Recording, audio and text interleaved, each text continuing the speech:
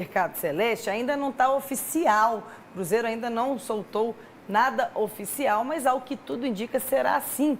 O novo treinador, o argentino Larcamón, não é isso? Nicolás Larcamón, Isabel Guimarães. Vamos colocar já na tela aí o primeiro Mercado Celeste, que está agitado mesmo. Nós vamos falar de idas e vindas aí. Quem vem? Nicolás Larcamón, que está no futebol mexicano, né? Mas ele é argentino. E, ao que tudo indica, já está ou chega em BH nas próximas horas para assinar o contrato, né, Hugão? Ainda tá, parece que ainda tá lá pro lado das Arábias lá, né? Porque teve lá algumas coisas que ele ia resolver, estava com a família lá, deve passar no México, não se sabe se ele passará na Argentina e depois virá para Belo Horizonte, mas é certo que ele virá para Belo Horizonte já para poder assinar os devidos papéis em relação ao Cruzeiro. Claro, deve ter alguma garantia já ali para que ele não feche com nenhum outro clube, né, o que é absolutamente natural no futebol. Ontem no programa eu falei a respeito do Nicolás Larcamón e falei que ele é uma aposta. Falei, inclusive, que dos adversários que ele enfrentou na Copa CONCACAF, né? A Liga dos Campeões da CONCACAF, que tem alguns times da Major League Soccer, que é o torneio norte-americano. Também teve alguns times de Honduras, outros de El Salvador, Costa Rica, né?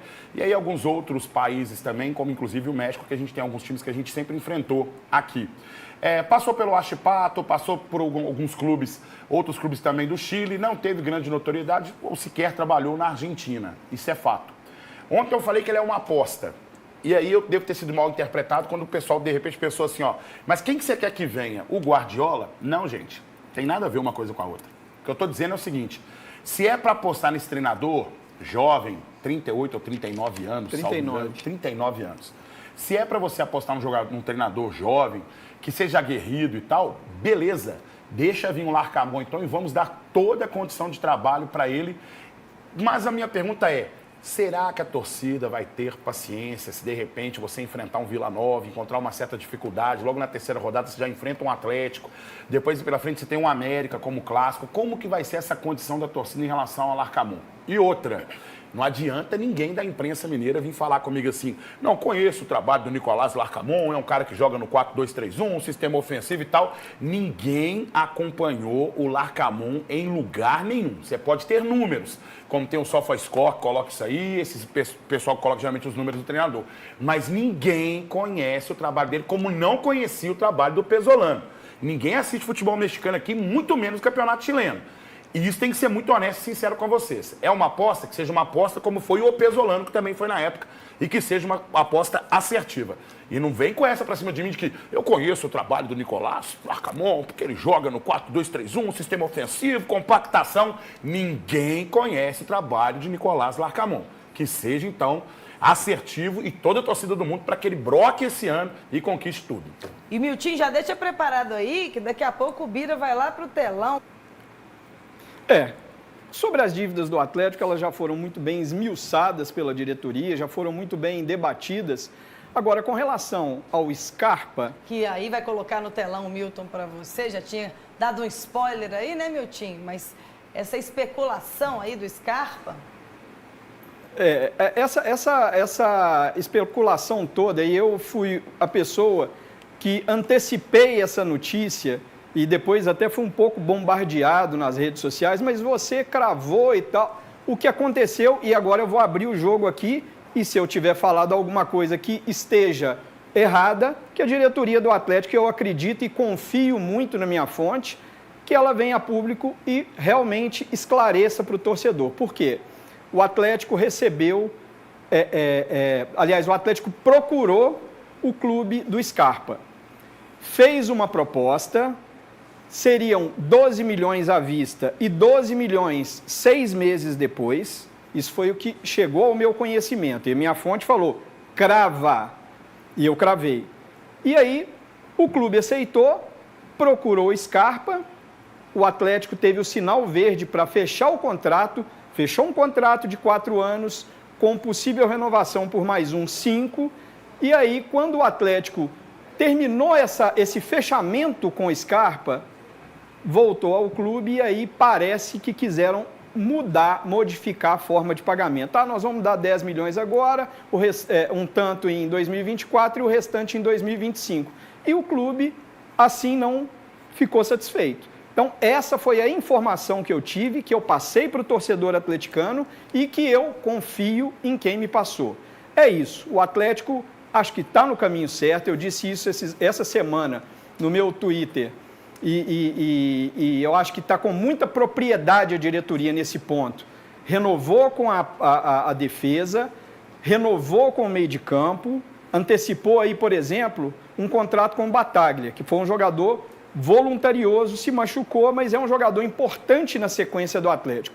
E aí o Atlético está pensando grande, pensando em contratar do meio para frente. Me disseram um velocista de ponta, um meio de campo e mais um centroavante, um atacante. Eu acho que o Atlético está no caminho certo. Manteve a boa base que tem e está contratando, está buscando jogador de alto nível para essa temporada de 2024, que é uma temporada extremamente difícil. Teremos grandes competições e aí teremos que ter elenco de fato para poder enfrentar todas elas. Beleza, enquanto o Bira volta para cá, vou conversar com o Ronaldão. O Salum está dando uma entrevista coletiva agora, né, Ronaldão? E falando em finanças que a gente tocou, parece que vai ter folha enxuta aí no América na próxima temporada, né? 20% de redução, é isso? Então, Bel, com essa queda para a Série B do Campeonato Brasileiro, automaticamente a folha salarial, o que o América tem como renda, ela vai diminuir. Infelizmente, a gente sabe muito bem disso. Os investimentos, eles diminuem, os patrocinadores também não são aqueles, aliás, os investidores não são aqueles investidores que nós gostaríamos. E, obviamente, ele vai jogar essa aí pro jogador que vai pagar, vamos dizer assim, por esse erro cometido, por essa falha cometida no Campeonato Brasileiro deste ano. Então, ele está falando em diminuir a folha salarial em 20%, fica em torno de uns 3 milhões de reais mensais. E vamos ver quem é que vai aceitar essa redução salarial. Eu espero que ele não vá nos jogadores, os melhores colocados no América, aqueles jogadores que nós entendemos que são imprescindíveis para o América, para perder esses jogadores e ficar mais difícil ano que vem. Que ele tem realmente muita sabedoria, eu acredito que ele tenha isso. O Salum trabalha muito com o pé no chão e vamos ver o que vai acontecer. A gente espera que ele possa fazer um elenco à altura para disputar o campeonato da Série B do ano que vem e voltar o mais rápido possível para a Série A. Agora, o Gão, mais mercado celeste, só que agora de saída mesmo, né? Confirmação do Bruno Rodrigues no Palmeiras. Pode colocar a arte aí. Tá aí o anúncio do Palmeiras. E saiu a informação que o Palmeiras gasta no total com a contratação do Bruno Rodrigues 27, quase 28 milhões de reais. Só para explicar para o pessoal, é um acordo, né, um contrato sigiloso com o Tombense. Exatamente, que tem 66%. E o Cruzeiro, 67%. Cruzeiro, e o Cruzeiro 33%. Vai mordiscar. Nós vamos mostrar, eu acho que no próximo, né, ô Pedrinho?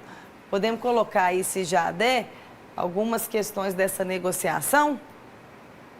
Aí, ó, para você. 27,2 milhões, 67% do Tombense. O Tombense tem esses direitos econômicos, como a Bebel falou, tem um contrato de confidencialidade com o Palmeiras. Perfeito, Bebel. Com o Palmeiras, né, e o Cruzeiro 33%. O Cruzeiro adquiriu o Bruno Rodrigues por 5 milhões. Vai receber em torno de 9 milhões aí. E aí eu levanto uma questão para você, telespectador do Alterosa Esporte. Volte para Hugo Eduardo questionar, meu time. Uma questão para você, uma questão para vocês aqui. O que acontece? O Cruzeiro adquiriu o Wesley, 50% do Wesley, por 16 milhões. 16 milhões do Wesley. Foi afastado nessa reta final por uma lesão, pintou aí de repente a possibilidade do Wesley ser emprestado para alguém ali do leste europeu, algum clube nesse sentido assim. E aí o Cruzeiro agora tem que faturar pelo pagamento do Palmeiras quase que 9 milhões. 9 milhões uns quebradinhos ali em relação ao Bruno Rodrigues. O Wesley, é lógico, o Cruzeiro não chegou lá com 16 milhões e pá, toma. Porque, né, os times de Minas Gerais não têm aí esse capital para chegar lá e meter, 16 milhões. Deve ter sido parcelado. E aí, o Cruzeiro chama o Palmeiras para conversar e fala assim, ó, vamos abater essa parada do Wesley aí, como é que nós vamos fazer essa treta aí? Ou vamos receber essa grana toda e o Bruno Rodrigues, o que eu receber do Bruno Rodrigues eu recebo de uma vez e a parada do Wesley eu continuo te pagando parcelado. Essa informação eu estou procurando, hein? Essa informação eu quero saber. Se o Cruzeiro recebe de uma vez essa parada do Bruno Rodrigues e continua pagando o parcelamento do Wesley, ou se de repente vamos resolver essa treta aqui do Wesley aqui com o que falta para pagar aqui, vamos ver o que resolve nessa parada. E aí? Essa informação eu estou buscando Em breve trago para vocês para saber exatamente sobre como vai ser esse desenrolar econômico entre Cruzeiro e Palmeiras com essas negociações. Ô, Isabel, só falar aqui rapidinho, porque eu cometi um ato falho aqui. O torcedor, às vezes, pergunta pra gente, e eu recebi uma enxurrada de mensagem aqui, quando eu disse sobre os valores que o Atlético teria oferecido ao clube do Scarpa. Eu falei 12 milhões imediato e 12 milhões em 6 meses. São milhões de reais, tá, gente? Não é euro e muito menos dólar, tá? Então, só a título de esclarecimento, porque ficou vago aí. Beleza. O mercado da bola celeste, parece que o Rafa Silva está mais próximo do que nunca, já teria até assinado, já tem notícia nesse sentido, mas vamos colocar aí primeiro a tela, aí ó, quem chega, o Gão? Rafa Silva teve uma passagem pelo Cruzeiro, aí não conseguiu se sustentar aqui porque parece que a proposta lá da Coreia não dava para cobrir naquela época, e aí retorna, é isso? Mas ele também na época foi prejudicado por algumas lesões. Teve lesão também. E o Rafa Silva é um jogador que todo mundo falava assim, ó. Teve uma época que o Edu foi contestado e o pessoal falou assim, coloca o Rafa Silva. E quando o Rafa Silva entrou, o homem meteu o gol mesmo, Bel.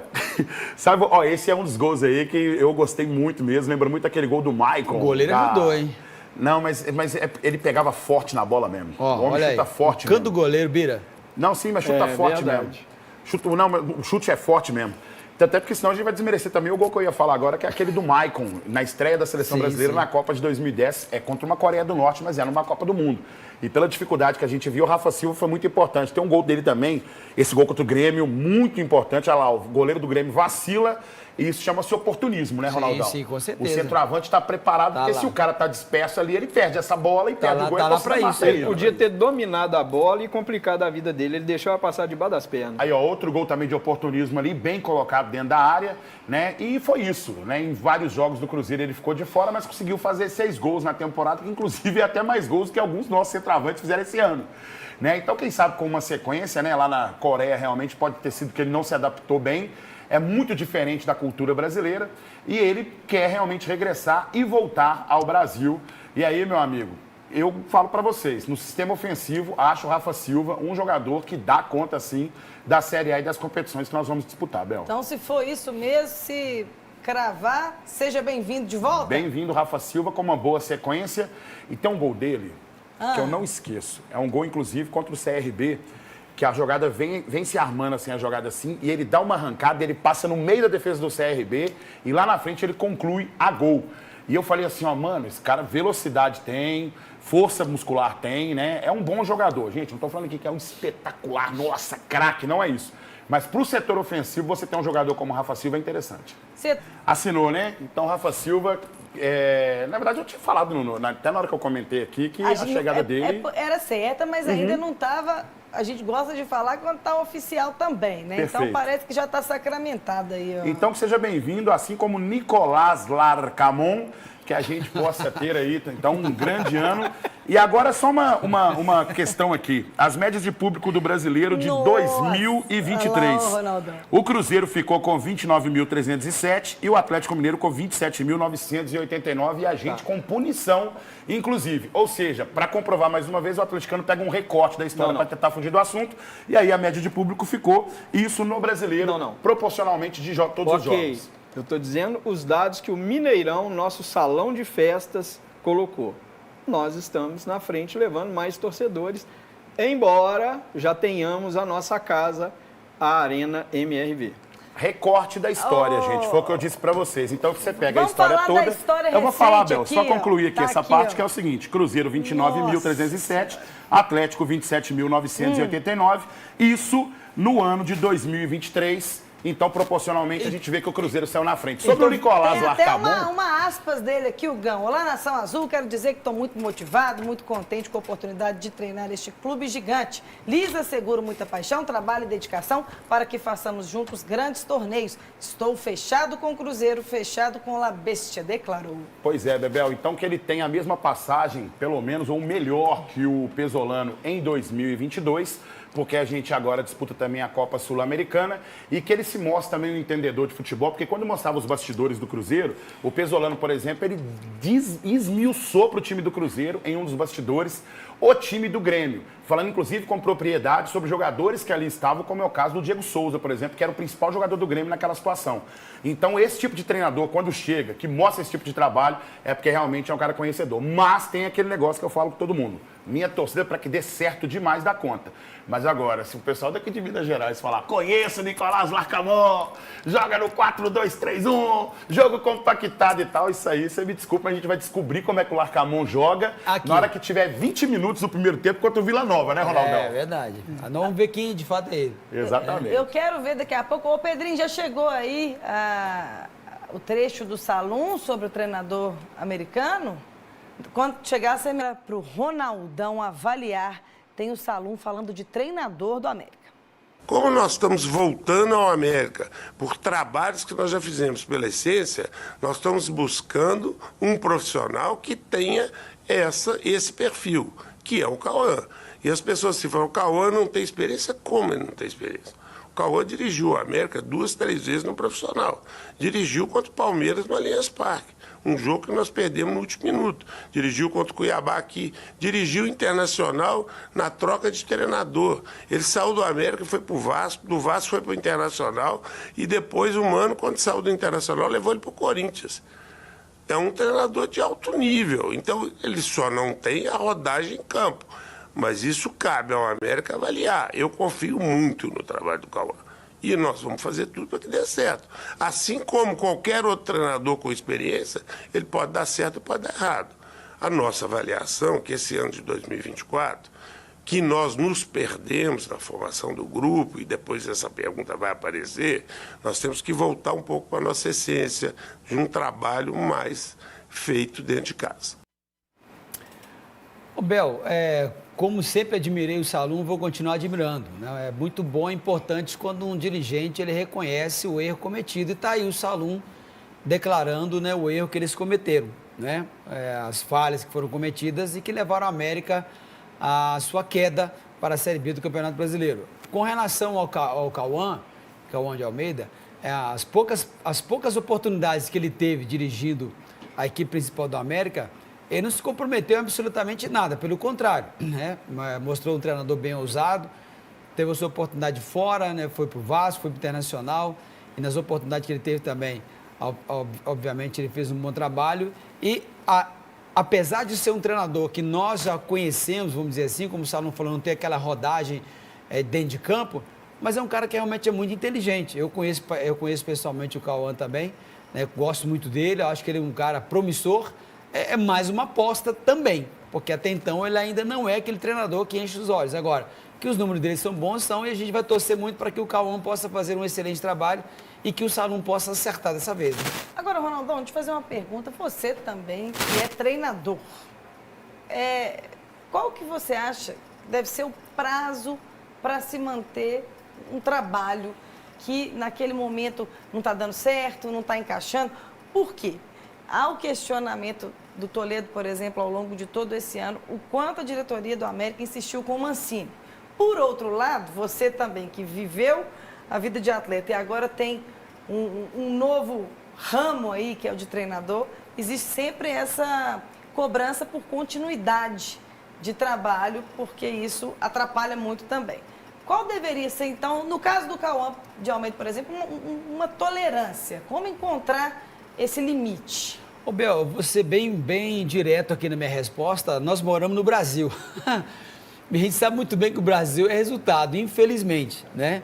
Eu acredito que se o Cauã conseguir fazer um bom trabalho de início, né, tendo ali os jogos, convencendo, o time jogando com consistência, né? Se fala muito de compactação no futebol hoje, né? E a gente sabe muito bem que compactação é o time jogar próximo, né? Os 3 setores do campo, jogar próximo do outro.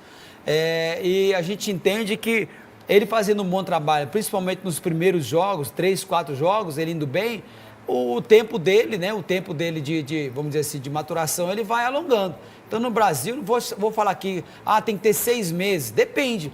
Aí, em 6 meses, o cara perdeu 10 partidas, como é que vai continuar o jogador? Pois aí tá aqui, até o Francis Souza participando aqui, mais de 7 mil pessoas no nosso chat, ele falando, prazo até dá errado. Sim, mas é porque tem esse conflito de opiniões, né? Mas não encaixa. O Filipão, por exemplo, no começo, chegou até a falar em preocupação com o rebaixamento. Exatamente. Não estava encaixando e, de repente, deixa o time no G4. Mas 9 aí, derrotas. Mas aí nós estamos falando de Filipão. Claro, Né? claro. Aí é um outro nível.